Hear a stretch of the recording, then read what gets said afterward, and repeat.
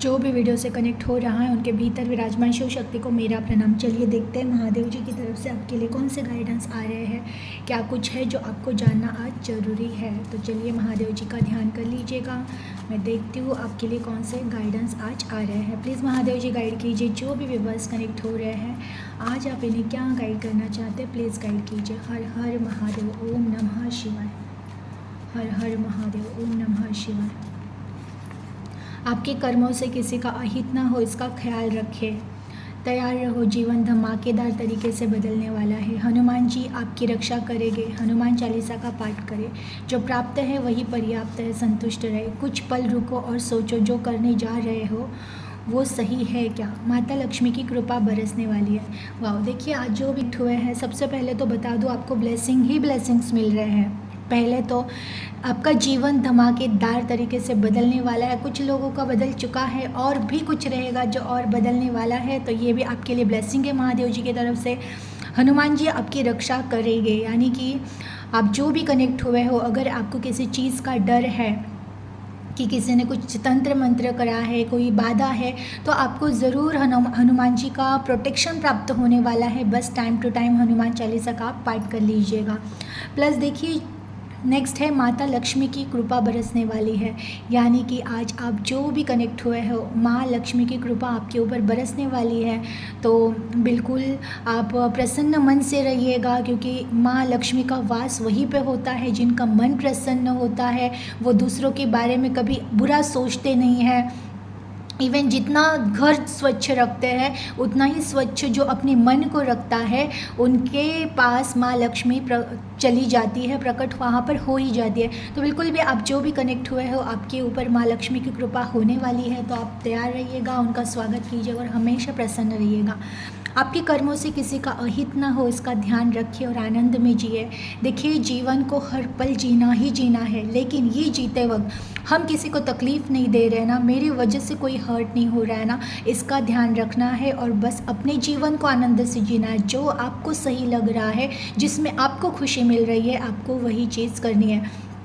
अब कभी कभार देखिए हमारे खुशी में दूसरों की खुशी नहीं होती है। एग्जाम्पल मैं फैमिली का देती हूँ। कभी कभार हमें जो चीज़ें अच्छी लग रही होती है, तो उस टाइम पे फैमिली को वो चीज़ें अच्छी नहीं लग रही होती है, तो उस टाइम पे हम धर्म संकट में आते हैं कि होना क्या है।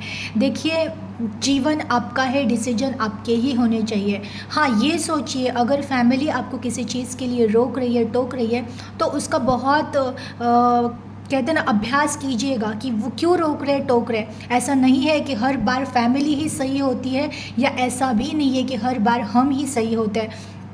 अगर आपका इंट्यूशन कह रहा है कि नहीं इस बार फैमिली गलत है और मैं ही सही हूँ, तो अपने ही मार्गों को चुनिए।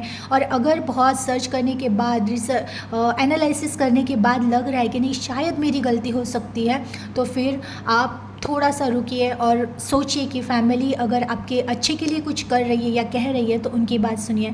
तो बिल्कुल भी चुनना आपको है कि जहाँ पर आपकी आत्मा अगर कह रही है कि इस बार मैं ही सही हूँ, तो अपने रास्ते को चुनिए। और अगर डाउट आ रहा है कि नहीं मैं ही गलत हूँ, तो आपको फैमिली के बारे में सोचना बहुत ज़रूरी है। बट आनंद में जीना ही जीना है।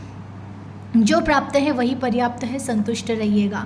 देखिए फ़िलहाल जो है उस स्थिति में जो शांत रहता है, संतुष्ट यानी ये नहीं है कि आप कर्म करना छोड़ दो, आप आगे प्रयास ही ना करो। संतुष्ट यानी फ़िलहाल जो कुछ भी मिल रहा है उसमें खुद को शांत रखना, खुद को उन चीज़ों को एक्सेप्ट करने के लिए खुद को शक्ति देना, शांत रहना, और फिर विवेक बुद्धि से आगे चलते हुए अपने जीवन को परिवर्तित करना। क्योंकि कुछ लोग ऐसे हैं ना जो है उस जीवन में संतुष्ट नहीं होते, वो जस्ट कंप्लेंट करते रहते हैं, ये नहीं होना चाहिए था, ऐसा नहीं होना चाहिए था, मेरी लाइफ ऐसे क्यों है, मेरी लाइफ वैसे क्यों। तो उनकी लाइफ में वो प्रॉब्लम्स बढ़ते ही रहते हैं। उससे अच्छा है जो कुछ भी है ठीक है, बट मैं इसे चेंज करूँगा, ये मुझे विश्वास है। और जो संतुष्ट होकर शांत होकर आगे बढ़ने की जो एक दमक रखते हैं, हिम्मत रखते हैं, उनके जीवन में परिवर्तन हो ही जाता है।